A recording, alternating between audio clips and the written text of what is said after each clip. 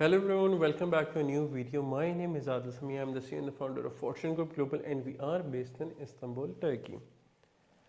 हम कुछ लास्ट दिनों की कुछ वीडियोस देखें जो एक चीज़ बार बार हमें देखने को मिलती है वो है डेथ्स। अब वो कहाँ पे हुई, किन लोगों की हुई, वो हमें अंदाज़ा है। देखिए, मौत जो है वो अमीर की हो गरीब की हो, मौत मौत होती है। We have to understand this thing. मरना सब ने, अमीर ने भी मरना है, गरीब ने भी मरना है। अब जो 2 हफ्ते पहले तकरीबन 700-800 बंदा जो है वो इलीगल तरीके से ये डंकी लगाते हुए ग्रीस के बॉर्डर के बाद जिनकी किश्ती डूब गई वो मर गए। जो कल टाइटैनिक के एक्सपेडिशन के लिए निकले हुए थे पिछले हफ्ते से, कल उनकी भी रिपोर्ट आ गई कि उनकी भी इंतकाल हो गया, वो भी मर गए। तो देखिए, मरना तो हम सब ने है, ये तो बरहक बात है, ये तो फॉर श्योर है। मगर देखिए, हमें कुछ रिस्क जो हैं बेफजूल नहीं लेने चाहिए। मतलब एक चीज़ का मुझे अंदाज़ा है कि यार अगर मैं ये रूट अपनाता हूँ तो इसमें मेरे चांसेस हैं कि मैं मर सकता हूँ, या मैं इसमें मेरे चांसेस हैं कि मेरे साथ कुछ बुरा हो सकता है। तो हमें उन चीज़ों से बचना चाहिए, जिसमें टॉप ऑफ द लिस्ट आता है illegal movement from country to country, या डंकी लगा के एक मुल्क से दूसरे मुल्क जाना।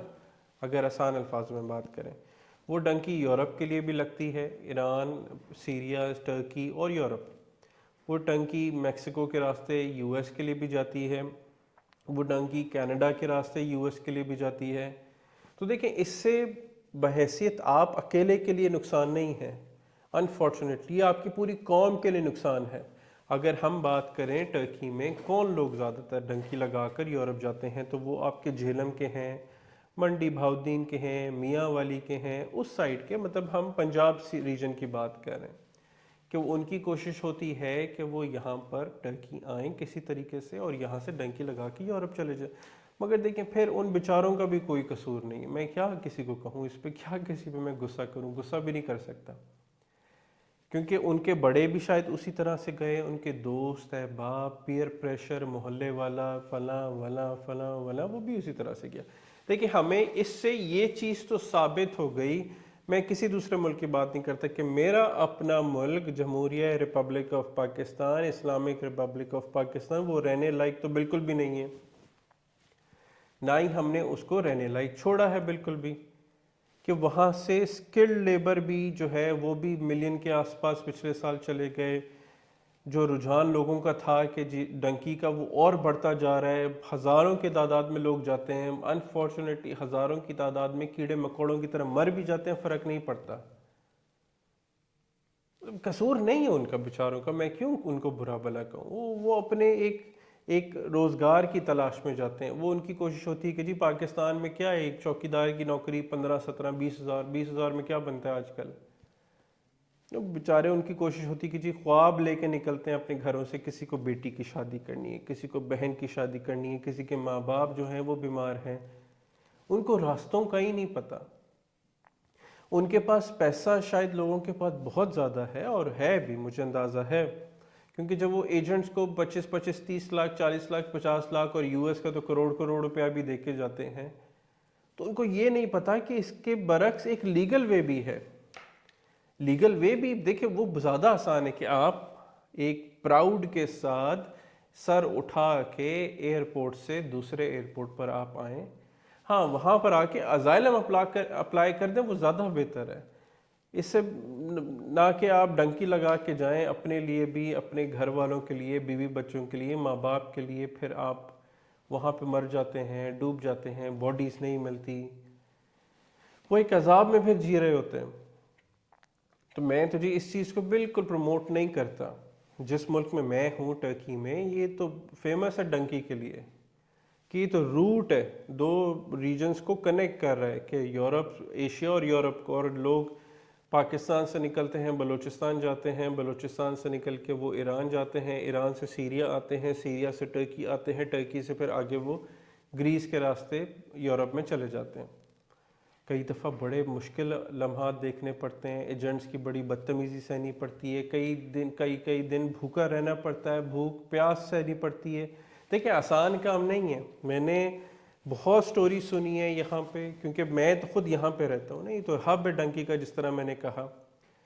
बहुत लोग अब यहाँ पे वो ये लोग इसको अल्फाज कहते हैं गेम लगाना, कि जी गेम पे चलना है, और ये टोलियों में जाते हैं यहाँ से इस्तांबुल से इकट्ठे होके, वहाँ से आते हैं पहले इलीगल यहाँ पे, फिर यहाँ से वो गेम लगाने के लिए आगे जाते हैं। अब वहाँ पे कई कई दिन इंतज़ार करते हैं कि जैसे जी कोई बॉर्डर में कोई रास्ता मिले तो भाग जाए। कसूर नहीं है उनका। अगर हमारा मुल्क ही उस लेवल का हो, बेहतर हो, लोगों को रोज़गार के मौके मिले, उनको वहाँ पे एक एक पीस ऑफ माइंड मिले, तो वो क्यों दूसरे मुल्कों में जलील होके जाएं।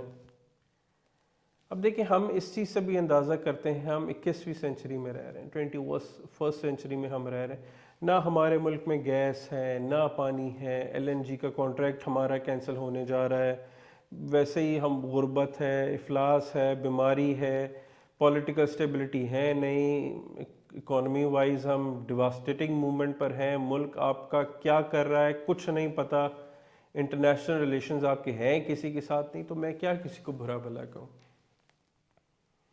मुझे ये 5वां 6ठा साल है वीडियोस बनाते हुए, और लोगों का यही होता है कि जी हमें इलीगल रास्ता बताएं, तो जी मैं इसको बिल्कुल प्रमोट नहीं करता, बिल्कुल प्रमोट नहीं करता, मगर क्या करें, लोग फिर भी जाते हैं।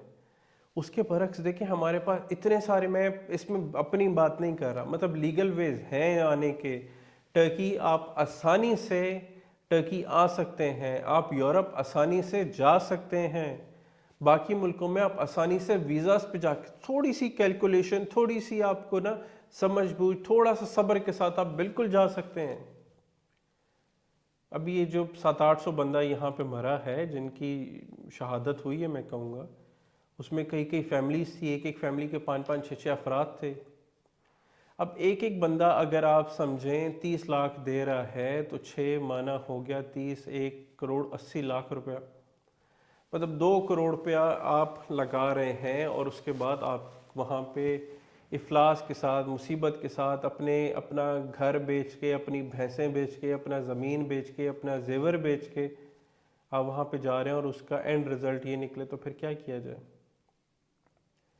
इसमें ये बेहतर नहीं कि आप थोड़ा सा सब्र करके अपनी फाइल्स प्रॉपर प्रिपेयर करवाएं, वहाँ पे प्रॉपर आप जो वहाँ पे ट्रैवल एजेंट्स हैं, जो इमिग्रेशन एक्सपर्ट्स हैं, उनके पास जाएं और उनको कहें कि आपके यही 2 करोड़ रुपया 3 करोड़ रुपया अगर आपने लगाना है एक एक फैमिली ने, यही 3 करोड़ रुपये में तो आजकल करेबियन पासपोर्ट मिल जाता है पूरी फैमिली को, जिसकी बेसिस पर आप दुनिया भर में जा सकते हैं, यूके में रह सकते हैं, यूरोप में जा सकते हैं, इज्जत के साथ जा सकते हैं।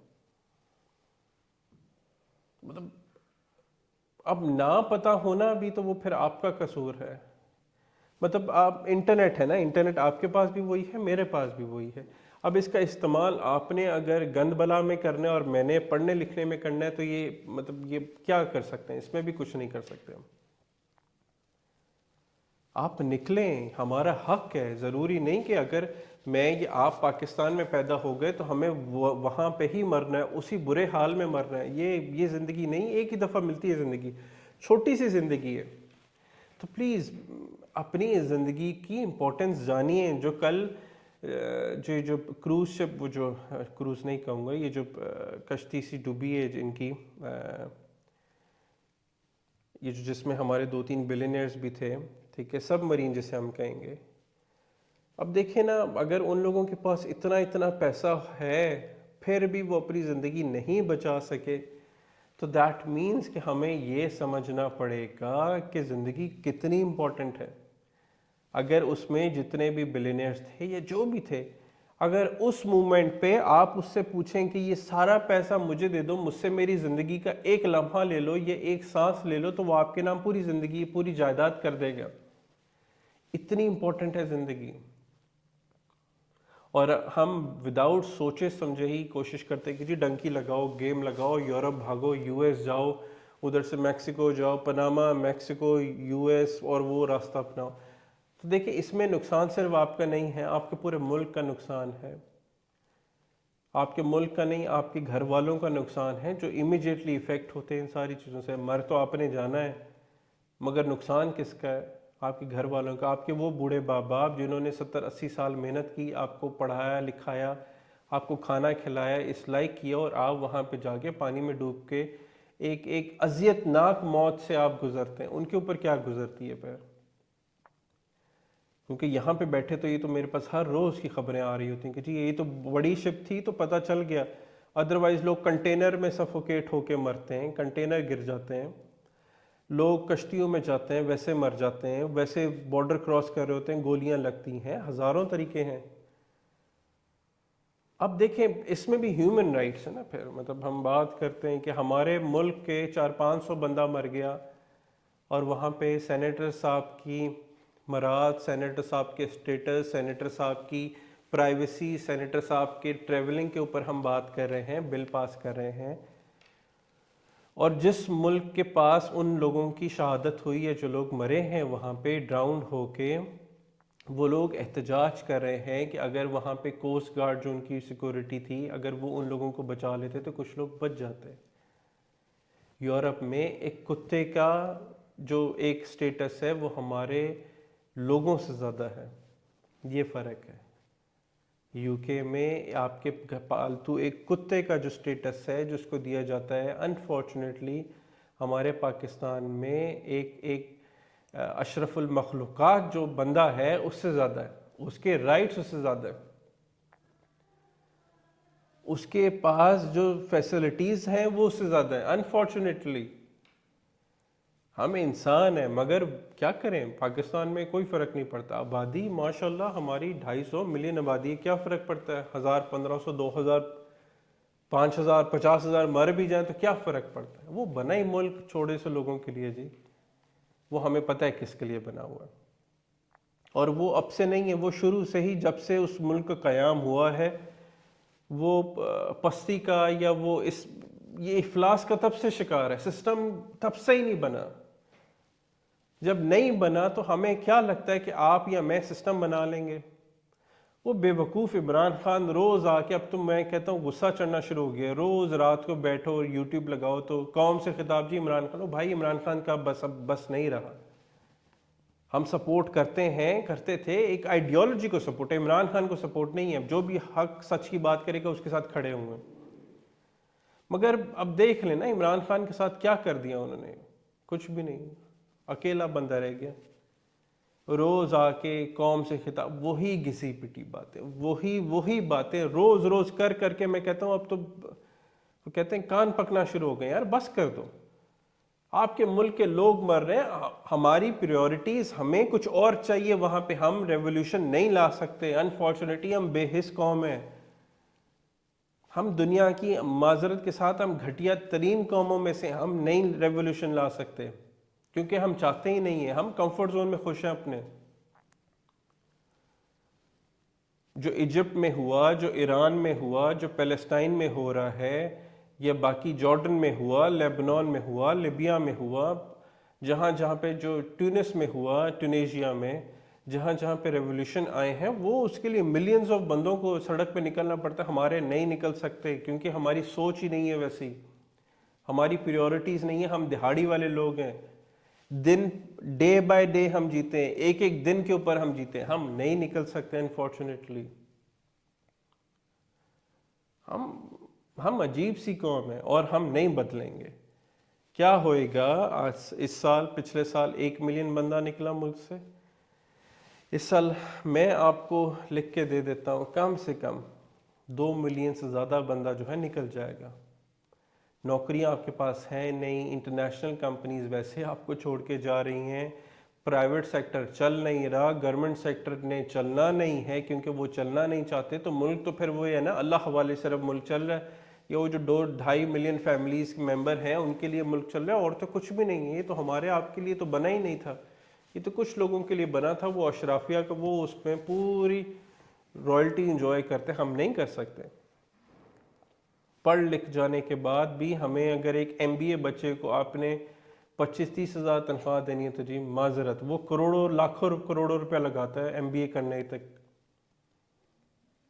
और उसके बाद आप उसको कितना, $60-70 बनता है, आप उसको $70 तनख्वाह दे रहे हैं, तो जी शर्म, हमारे लिए डूब मरने का मुकाम है।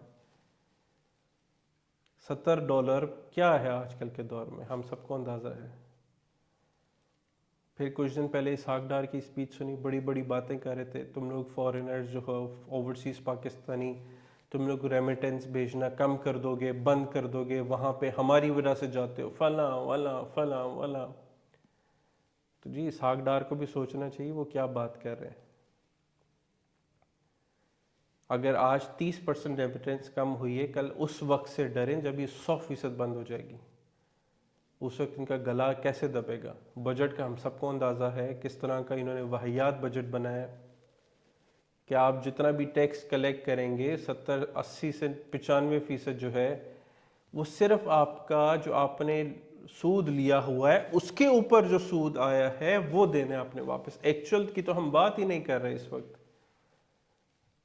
हमारी जीडीपी मेरे ख्याल से जो है वो अगला साल जो है वो, पिछला साल तो माइनस में है, पूरा माइनस में है। आप जो मर्जी बात कर लें, नंबर्स के साथ खेल लें, मगर क्या है, क्या हमारी जीडीपी ग्रोथ है? कुछ भी नहीं है। वो मुल्क सिर्फ रियल एस्टेट के ऊपर चल रहा है, मगर रियल एस्टेट भी किसको बेचनी है आपने, किसको बेचेंगे?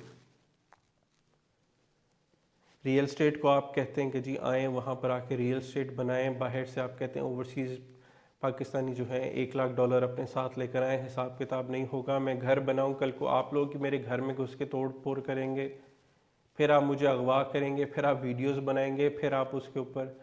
तो भाई जी हम दूर ही बेहतर है, हम बाहर बैठे इज़्ज़त के साथ सर उठा के जीते, हम बेहतर है बाहर ही। और I can feel the pain जो लोग वहाँ पर हैं, मैं बहुत बाखूबी मुझे अंदाज़ा है और मैं कर सकता हूँ उन लोगों का पेन जो है ना, और उन लोगों का पेन भी जो यहाँ पर आते हैं और बेचारे मुफलसी के हालात में रह रहे हैं, क्योंकि डायरेक्शन ही नहीं है। अगर हम निकलें ना, ये पॉन की वेबसाइट से निकलेंगे तो हम इंफॉर्मेशन लेंगे जी। हम यूट्यूब का, इंस्टाग्राम का, फेसबुक का, इनका प्रॉपर इस्तेमाल करेंगे तो हम इंफॉर्मेशन लेंगे, तभी तो हम तरक्की करेंगे। हम टिकटॉक से निकलेंगे तो इंफॉर्मेशन लेंगे ना। उस वक्त से भी डरें कि आज के ये जो बच्चे बच्चियां हैं टिकटॉक के ऊपर जो नाच गाना लगाया हुआ है, कल को ये लोग माँ बाप बनेंगे, ये लोग पेरेंट्स बनेंगे, तो आप डरें उस वक्त से। मैं हकीकतन मुझे खुद खौफ आता है उस वक्त से, उसको सोचते हुए भी कि जब ये लोग खुद पेरेंट्स बनेंगे तो ये क्या कमाल के पेरेंट्स बनेंगे। इनको बड़ा आसानी से पैसा मिल गया, 14-15 साल के बच्चे कपड़े उतार के वहाँ पे बैठे होते हैं। पैसा बहुत आसान है लोगों के लिए कमाना। अनफॉर्चुनेटली पैसा कमाना आसान नहीं है इतना, मगर उनको एक रास्ता मिल गया कि जी कपड़े उतारते जाओ पैसा कमाते जाओ, कपड़े उतारते जाओ पैसा कमाते जाओ। तब क्या होएगा जब ये कपड़े उतारने के लायक नहीं रहेंगे, जब इनके जिस्म इनका साथ नहीं देंगे, तब क्या होएगा? मतलब हमें सोचना चाहिए हम किस तरफ जा रहे हैं। मुझे तो बड़ा दुख होता है और सोचते सोचते मैं तो खुद बहुत परेशान होता हूँ कि पहले तो हम में वैसे ही हमारे में तालीम की कमी थी, अब तो और ही, अब तो ख़त्म हो गया, सिस्टम ही ख़त्म हो गया। क्या तालीम, हमें क्या पढ़ा रहे हैं? इंडस्ट्रियलाइजेशन, जो इंडस्ट्रियल एज थी 100 साल पुरानी किताबें हमें पढ़ा रहे हैं।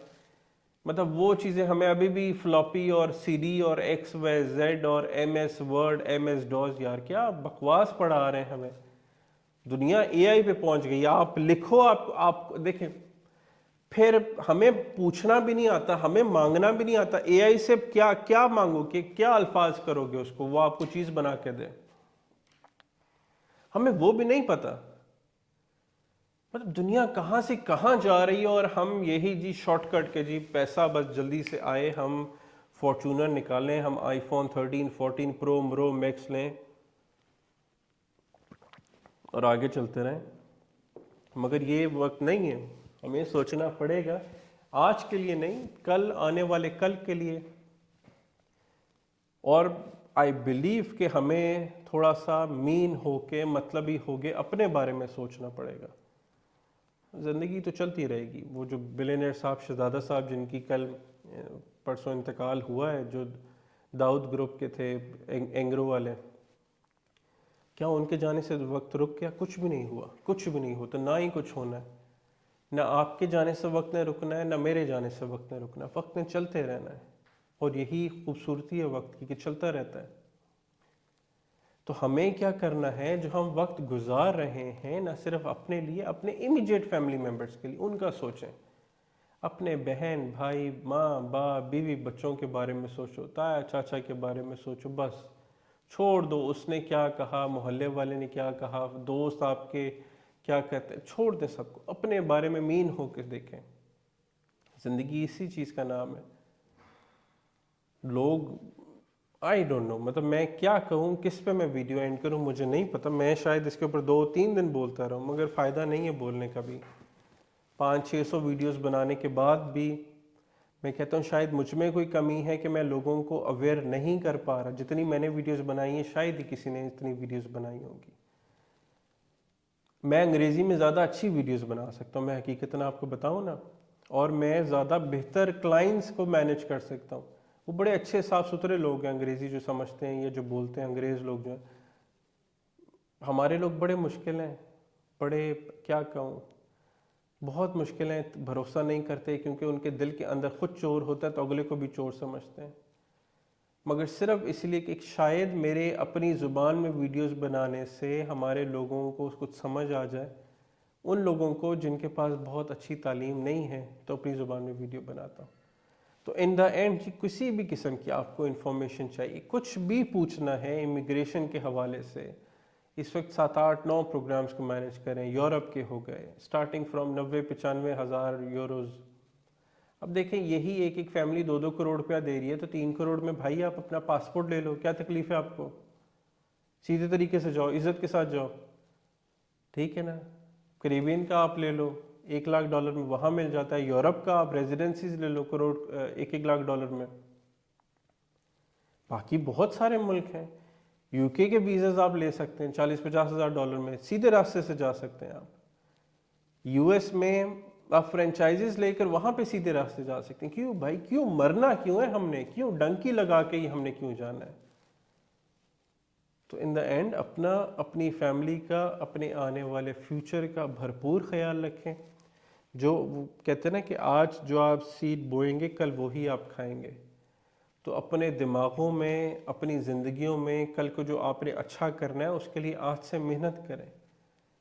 कल को आपने कहीं बाहर जाना है तो आज से ही अपनी तैयारी करें। आप ज़रूरी नहीं है 6 महीने में निकलें, 2 साल में चले जाएं, इज्जत से जाएं, अपने घर वालों को उनका सर फख्र करके जाएं। कल बाहर जाएं, उनके लिए यू शुड बी समवन जो कि उनको प्राउड फील करवाए, रादर देन कि वो पीछे बैठे रो रहे हो कि जी उसकी बॉडी नहीं मिली, पानी में डूब गया, पता नहीं किस तरीके से मर गया, वहाँ पे जाकर आप जलालतों की ज़िंदगी गुजार रहे हैं। इलीगल बंदे की क्या ज़िंदगी है? कुछ भी ज़िंदगी नहीं है। तो अपना ख्याल रखें, and see you all in the next video. Thank you.